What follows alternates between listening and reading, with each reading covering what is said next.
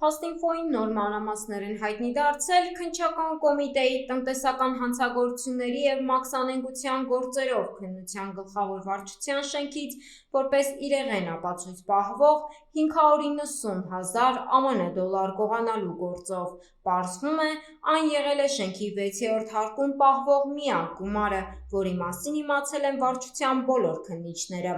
ընդ որում այն պահվել է ամիսներ շարունակ։ Գումարը քննչական կոմիտեի դեպոզիտային հաշվին չի փոխանցվել անգամ գողության առաջին փորձից հետո։ Փաստինֆոյի աղբյուրների փոխանցմամբ գողության առաջին փորձը արձանագրվել է դեռևս 2024 թվականի դեկտեմբերին ու դեպքի առթիվ անգամ վարույթ կա նախաձեռնված։ Բայց քննչական կոմիտեին կարծես թե չի մտահոգել նման մեծ գումարի առկայությունը շենքում ու ոչ էլ գողության փորձը, այլապես կձեռնարկեին բոլոր անհրաժեշտ քայլերը այն բացահայտելու համար։ Սակայն քննություն որպես այդպիսիք չի արվել, փոխարենը չարագործներն են մանրակրկիտ պլանավորել հերթական գողությունը։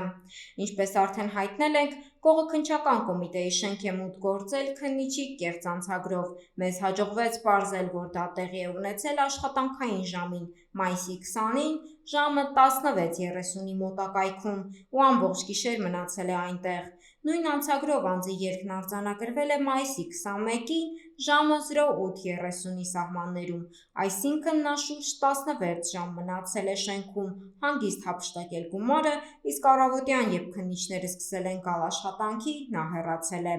Այս գործով ձերբակալված է 5-րդ վարչության պետը։ Հակակոռուպցիոն կոմիտեն հաստատել էր Փաստինֆոյի տեղեկությունները ու նշել, որ կա հարուցված վարույթ մեկ ձերբակալված անձ։ Քննչական կոմիտեն էլ առայժմ զերծ է մնում մեկնաբանություններից, չկան պաշտոնանկություններ։ Կարծես թե նորմալ երևույթ է 590,000 ԱՄՆ դոլարը քննչական կոմիտեի չհրկիզվող պահարանում պահելը, անգամ գողության առաջին փորձից հետո։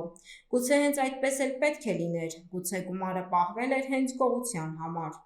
Քննչական կոմիտեի նախագահը ոչ միայն պետք է պաշտոնանկ անի գլխավոր վարչության պետին, ոլորտը համակարգող քննչական կոմիտեի նախագահի տեղակալին, այլև անձամբ հրաժարական տա իր ղեկավարած կառույցում նման ամենաթողության համար։